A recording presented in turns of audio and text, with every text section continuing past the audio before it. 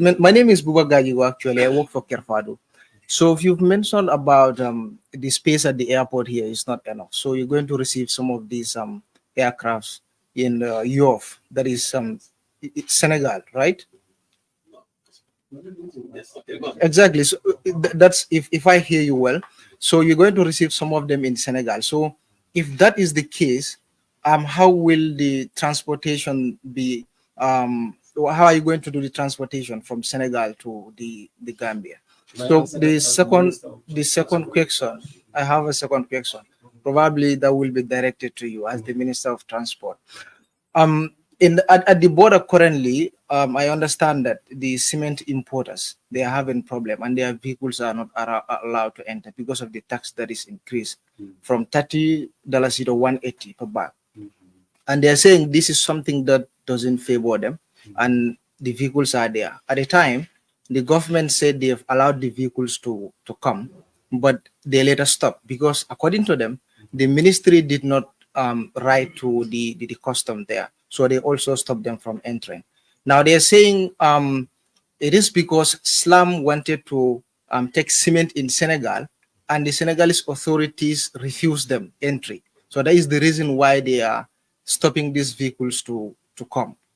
When I had an interview with them, this is what they told me. Now, what is the agreement with the Senegal government in regards to this? And how are you planning to allow these vehicles to come? And how are you going to lift this new tax that is put on them? Thank you. Thank you so much. I'll help you answer both the questions. For your information, all the flights that are bringing in heads of state for the summit are landing in the Gambia first. And then if there is need for, parking, is only parking in Dakar, then they will be parked at the Leopold Sidat Senghor Airport, the old airport of Dakar. So no heads of state is like traveling to Senegal, then transport back to the Gambia. No, everybody is coming here first. And as the CEO said, we have parking space for only 15 big aircrafts. And we are expecting more than that. So the excess aircrafts that cannot be parked in the Gambia, of course, will go to Dakar after they drop the guest here in the Gambia. So there is no problem. And for your information, both the Gambia government, through the Gambia Civil Aviation Authority, and the Senegalese government have waived all landing and parking fees for any aircraft that is coming for this particular summit. Now, regarding the trucks that are at the Senegal border, or that were at the Senegal border, as far as the briefing that I got from the Honorable Minister of Trade, all the trucks have been cleared, and I think initially it was 68, and now everything is cleared for one reason, because when this particular policy was pronounced, at that time, most of those truck owners have already purchased the cement and they were on the way to the Gambia, or they have already paid the fee for the cement in a local bank in Senegal. Because, the way the Senegalese operate in this trade is that when you come from the Gambia and you want to buy the cement from any of the factories, you have to go and pay, the money into a local bank, and you go with your receipt or pro forma to the cement factory and then to the customs, then they will raise the necessary paperwork. And all the 68 that actually were at the border have been able to prove that purchase was made well before this pronouncement was made. And as a result, of course, naturally, this government believes in rule of law and justice, so they allowed them to pass. So when was this? Because they're complaining again that the government has stopped. Well, if you But as ministers. No, that's what I'm saying. If you buy, let me just complete.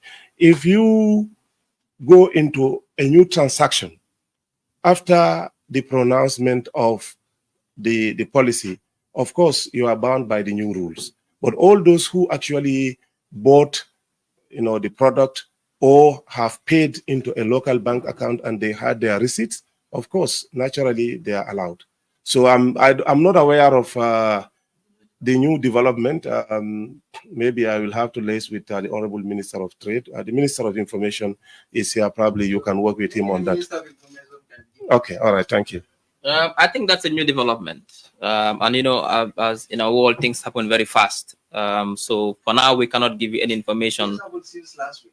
No. That's not possible. That's not possible. Yeah, it's possible. No, it's not I possible. had an interview with this cement importer. But last week was when we had the 68 trucks. No, that's what I'm telling you. That's what I'm saying. No, from last week.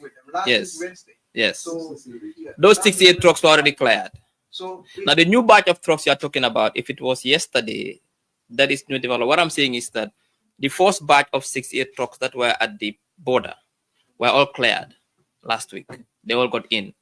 Now, to give enough time for notification, that was the issue, because it's always fair, like it's always natural to notify, because there are people who buy their cement in advance. It's unfair to them for you to charge them on the spot without giving them notification. So as far as I'm concerned, those 68 that came to the board and were told to pay the increased fee, they were all cleared and they all passed paying the old fee. Now, if there is a new tranche of trucks parking there today, this is a new development, we are not aware of it. We'll engage the Minister of Trade after this press conference and we'll give you information on that. Yeah, thank you very much. As we say in law, audi alterem partem. You listen to the other parties too. We live in a 21st century where information is fluid. So we cannot control what is the fluidity of info. All we can do is to fact check. As a government, we have to ensure that our information is credible and authentic and reliable, because whatever we say has an impact on the life of the citizens. That's why. So you may have certain information, but for us, we have to go through a whole value chain, standard operating procedure to ensure that the information is reliable enough before coming forward. And as the minister said, we'll do background checks and I will update the citizens accordingly. Any more questions? Yes. Yeah. I'm Louis Mendy, working with GRTS, and my question goes to the Honorable Minister and probably the OIC Secretariat. We understand that for the media coverage of the OIC, RTS is taking the lead role in collaboration with GRTS, and that the government has already paid RTS for this package. So we want some clarification on that. You want me? You can answer. Okay. Yes. Let me clarify, because I'm part of the ministerial committee that actually works with the various sectors on media, infrastructure, and accommodation, a whole lot of. We have not paid RTS for anything to come and work with the GRTS on technical support. And those of you who know anything about international media event coverage, you will see that it is completely normal that host media houses do collaborate with bigger, experienced, and well-resourced international or national media houses to provide coverage of an event of this magnitude. To give you an example, for example, in 2014, when Senegal was covering the Francophonie, it was Studio Tech of Dakar that not only provided the equipment in terms of working relationship with Senegal, but they provided the technical backstopping. And all of you who are here, you can fact check this. In the just concluded African Cup of Nations in Cote d'Ivoire, you have all seen the national telecoms company, the national media of Cote d'Ivoire was being backstopped by Studio Tech of Belgium. And they provided the OB van, the 16 cameras, and also some of the, what we call motion cameras. And they provided the technical backstopping. In Cameroon also, some of you who were there, to cover the Africa Cup of Nations, you have seen the technical backstopping provided to the Cameroon television by, Studio Tech. In Niger, and also in Mali, when they organized the Francophonie, which our newly elected President Barrow attended, the entire technical backstopping and some key camera works were done by Studio Tech. So this is normal in international media, except those who don't understand how international media scenes work. In fact, even what we are doing here, Al Jazeera, the BBCs, and all the others that are coming with their equipment, they will be taking source from the GRTS. And then they will be doing their own individual interviews, but any source and feed that they are going to get from the conference and about the conference from the conference hall is going to be provided by GRTS. So this is normal. This is normal in international broadcasting. When you look at, for example, President Biden or any US president's press conferences, you see only one mic. But technical backstopping is provided by somebody somewhere so that all the media houses can get the feed. So it is absolutely normal that these things happen in international events coverage. Thank you. Thank you very much, Honorable. I think one thing to confirm is that GRTS or the Gambia government or the OIC Secretariat is not paying RTS 1 cent to provide technical support. Remember, this is an international event, a global event. Therefore, we need global partnerships to make it happen. All these big media houses in the world you see are coming to cover this event. They're all taking feed from GRTS. And also, even the local media houses here, the QTVs, the Paradise, the iAfrica, they are all on board to make sure we have a proper coverage plan and deliver the OIC summit in terms of coverage. So this is normal when we have such an event to have international partners and collaboration to make it happen. But to confirm, we are not paying their RTS. They are coming to give technical support, but GRTS is taking the lead insofar as coverage of this OIC is concerned. Thank you.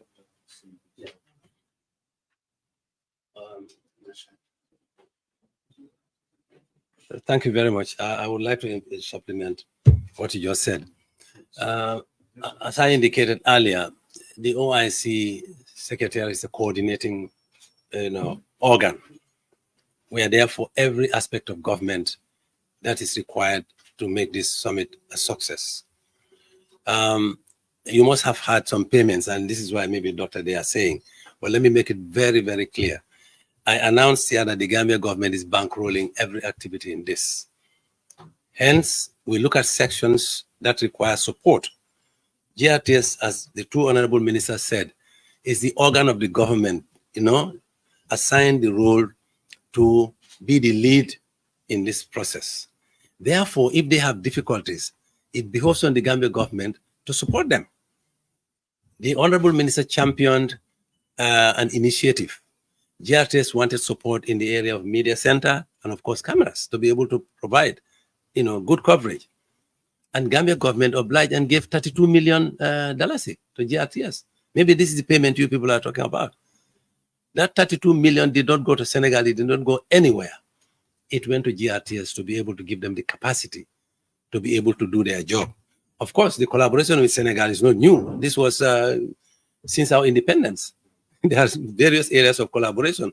And as the two honorable ministers said, at times like this, the cooperation of all countries is brought to bear to make sure, because the Ummah comprises 57. That's what you know. There are other collaborative efforts that are making this possible that we do not necessarily have to tell you. So thank you very much. This is the clarification I want to make. Thank you very much. As I say, Gambia is not an island and we live in a global village. And this one, look at your gentes and the ceremony in a small context. The neighborhood, everybody comes and chip in one or two things. So look at that. This is the global aspect of that one. So having our neighbors, our friends, coming to support us, other countries have been supporting our security forces. I mean, it's part of the global solidarity. It's part of the game. And I think all the information you read that now, Gambia is the host institution and GRTS is the host media, and it's going to provide the basis and also the feed accordingly. And yeah, it is imperative to understand that, we live in a global village. Solidarity, whenever we want to do something, it's always good to welcome partnership and collaboration. Any more questions?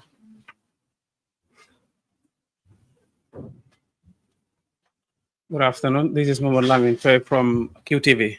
I have a question to the OIC Chief Executive. You talked about over 400 vehicles already available and now at the GCCI ground, hundreds of which were provided by a friendly country. We would want to know which country. Secondly, how much is the global estimate in terms of budget for the hosting of the OIC summit? And what percentage of which in terms of sources, loans and grants, percentage of which, we want to understand the percentage in terms of loans and grants. Thank you.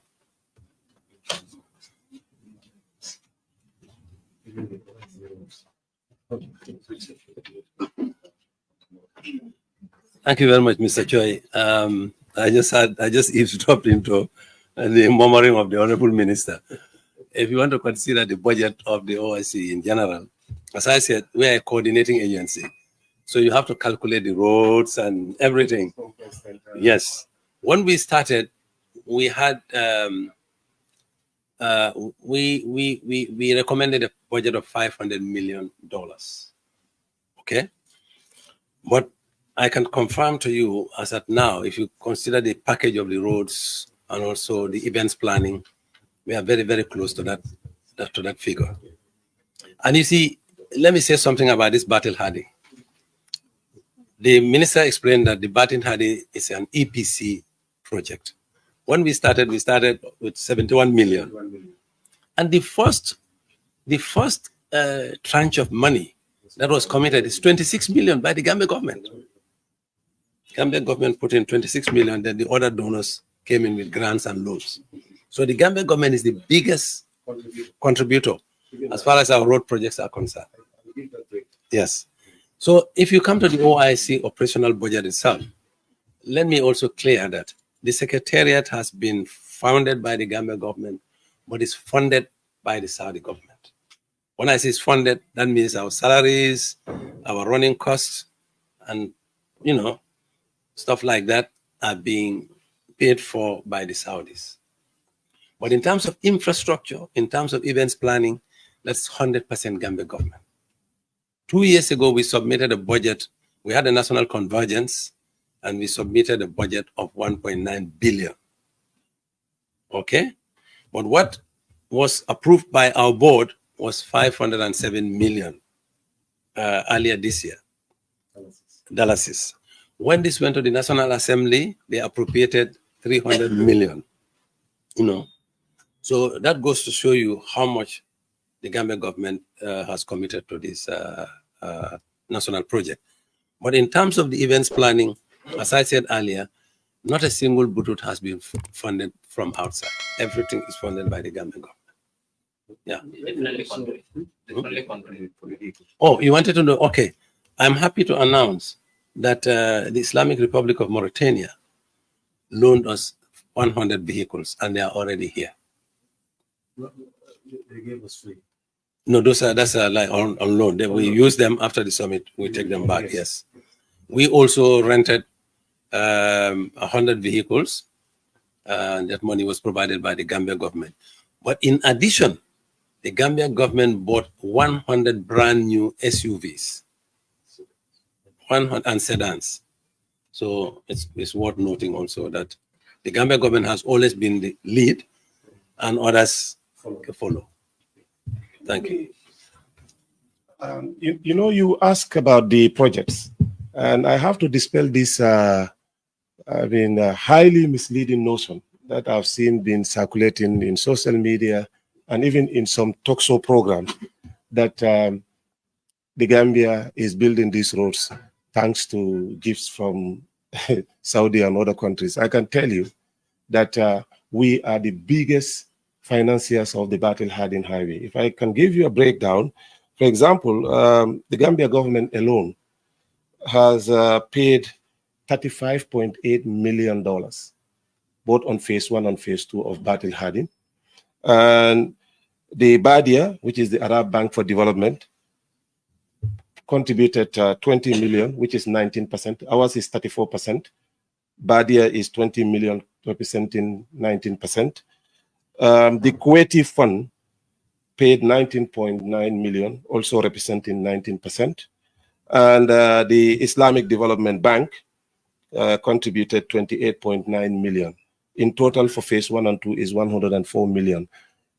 For your information, when this project was costed initially, it was 150 million. We could not raise that amount. We had 71 million, so we said, let's do it according to phases. So right now we are going for phase 3. That hopefully will actually help us reach the entire amount. So even when phase 3 comes, based on our contributions, Gambia government will still be the highest contributor. And none of these contributors are giving us any grant, although they are giving us concessionary loans, which means that 30% of the 100% loan will have to be grant. So the 50 kilometers also for the Islamic Development Bank, for the Saudi fund, actually is not also a gift. It's a loan that is going to be paid for by the Gambia government. So I want to take this opportunity to thank the OIC Secretariat, the Ministry of Finance, and the Ministry of Foreign Affairs, plus the Office of the President, for the wonderful mobilization efforts that they have done in helping us achieve all this within a very short period of time. So when you report from today, just tell anyone that this is a Gambia government-led process, and it is the Gambia government that is leading all other financiers and lenders in this project. Now, if you look at also the OIC, because you're talking about grants and loans. I mean, the secretariat also, the conference center was a grant from the Chinese government to the tune of $50 million, all right? And also the VVIP, 10.5 million was also from the Saudis, and that's a loan. For the NAWEC and water electricity expansion project, that one was a grant at 2.5 million. So really, overall, a lot of money has been used to help, galvanize all the efforts to develop the country in preparation for the OIC. I have had an audio circulating all over. A lot of people sent it to me by a former Minister of Works that he and Yaya Jammeh went to Qatar, and then they raised the funds to build a 2-lane highway for the OIC, and also additional further grants, to organize the conference. This is completely false. It is not true. All right. Kuwait, the Qataris have not participated directly in the building of the roads. And yes, Badia is a consortium of representing Arab countries. Maybe their funds are there, but these mobilization efforts and all other activities that you are seeing now started from 2018, well after the change of government. So he should tell us where the fund from Qatar went, and also the plan, because they planned for 2 lanes and we built 3 lanes, 6 lanes with overpasses and roundabouts, light and solar lights and all over. So he should tell us. I think people should stop playing to the gallery. This is an event that is going to be the benefit of everybody. So all Gambians should come together and celebrate the success of the people of this country, led by the government of the Gambia, to organize a conference that is going to be an inspiration to all other small countries around the world, that yes, they too can do it. Thank you.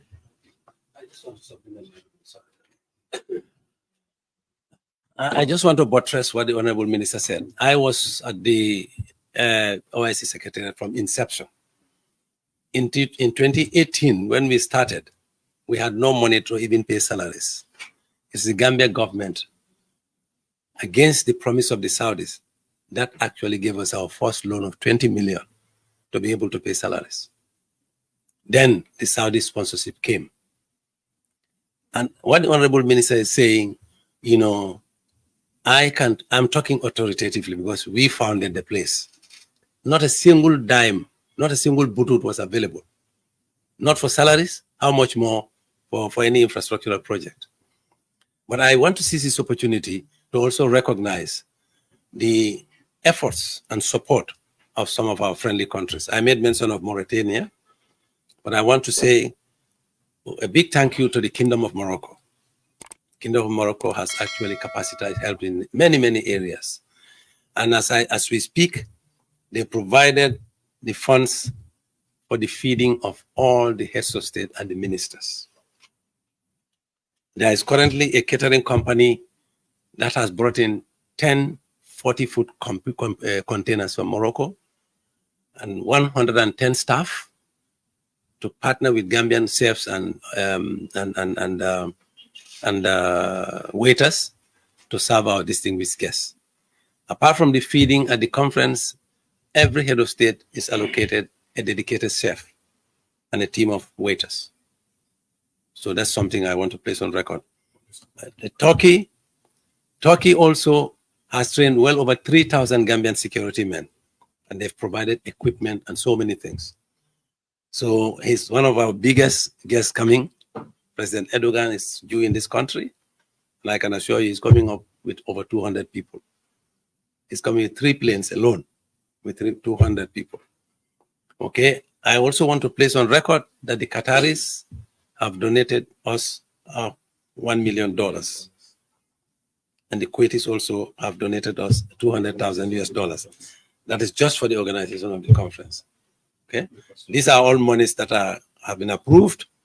They are yet to hit our account, but so far the Gambia government has bankrolled everything. Thank you very much. Thank you. Thank you very much. We have a saying that when a child is successful, everybody will claim ownership. And then when the child becomes wayward, they blame the mother. So now that we have been a lot of negative comment that Gambia cannot host the OIC, Gambia will not host the OIC. Now that it's happening, people are coming up. Everyone wants to be accredited with the success. Now we will invite as a gender parity. We have 2 ladies. Okay, I'll come first. Okay, anyway, she's closer to the river and drinks first. So thank you very much. My name is Aisha Dupoli. My question goes to the Honorable Minister of Works. You made Gambian talents. So you made mention of the Hakalang Road, which is currently ongoing, but maybe likely it will be done this year. But you did not mention which day or which month will it be. And also the second question is, what is the setbacks in the 50 kilometer of the OIC roads that makes some of the works delayed, or slow in terms of ahead of the summit? Thank you.